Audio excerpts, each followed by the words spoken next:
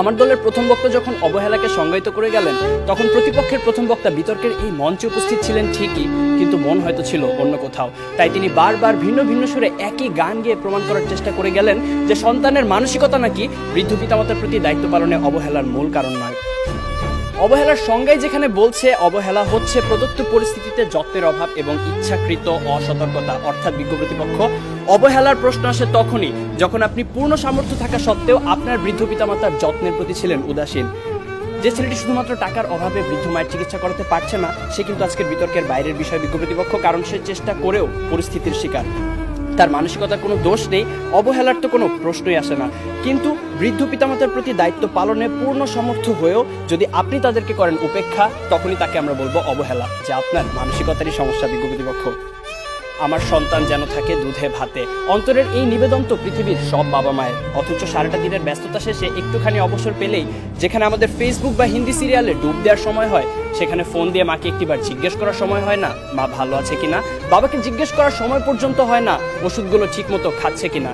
এখানে দোষটা কিন্তু বিজাতীয় সংস্কৃতির ধারক ও বাহক হিন্দি সিরিয়াল বা সোশ্যাল মিডিয়া, ফেসবুকের আগে আপনারই মানসিকতার বিজ্ঞ প্রতিপক্ষ।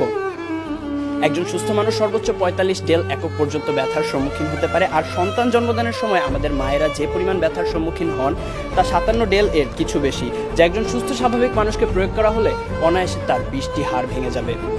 সন্তানের জন্যই যে মায়ের সর্বস্ব বিসর্জন, সন্তান হয়ে সে মায়ের প্রতি যেন আমাদের নিষ্ঠুরতম আচরণ।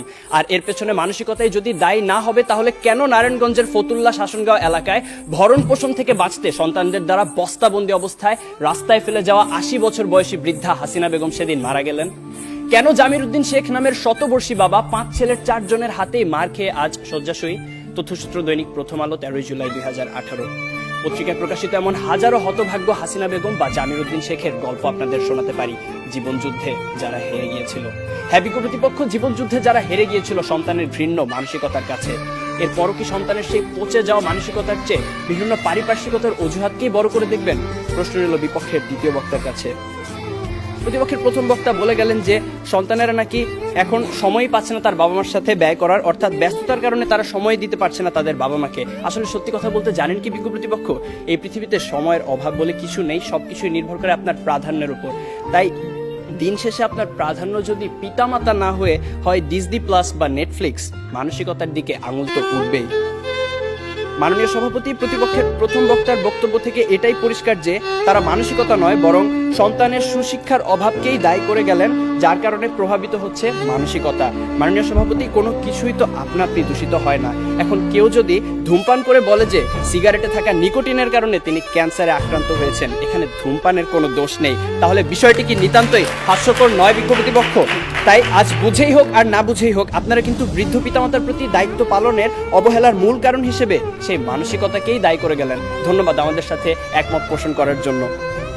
প্রতিপক্ষের প্রথম বক্তার মতে বর্তমান সমাজে বাবা মায়ের মধ্যকার অশান্তি, ঝগড়া ইত্যাদি দেখে অবহেলায় একটি বড় হওয়া একটি সন্তান তো সেগুলোই শিখবে। কিন্তু বিজ্ঞ প্রতিপক্ষ, একই পরিবারে বেড়ে ওঠা দুইটি সন্তানের মধ্যে যখন এক ভাই হয় সমাজে উচ্চ প্রতিষ্ঠিত আর আরেক ভাই হয় মাদকাসক্ত বেকার, তখন আপনি কি বলতে চাইছেন যে তাদের বাবা মা তাদের দুরকম শিক্ষা দিয়েছে?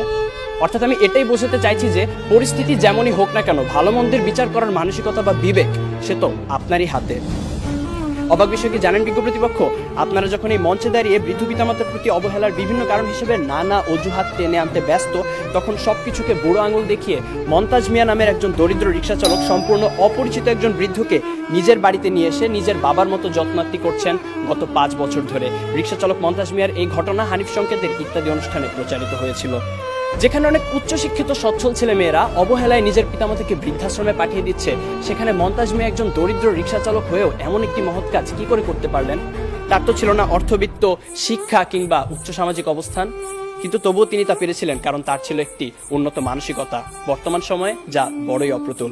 শেষ করার আগে মনে করিয়ে দিতে চাই, দূরত্ব, সময়ের অভাব, কাজের চাপ, সুশিক্ষার অভাব ইত্যাদি বৃদ্ধ পিতামাতার প্রতি দায়িত্ব পালনের ক্ষেত্রে কিছু দেয়াল মাত্র, মানসিকতাকে বদলালে যা পেরোনো সম্ভব।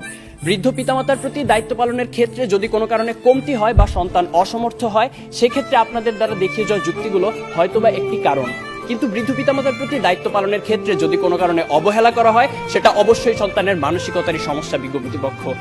বার্ধক্য মানেই অসহায়ত্ব, একাকিত্ব, মৃত্যু ভয় আর হাজারো রোগ ব্যাধির আনাগোনা।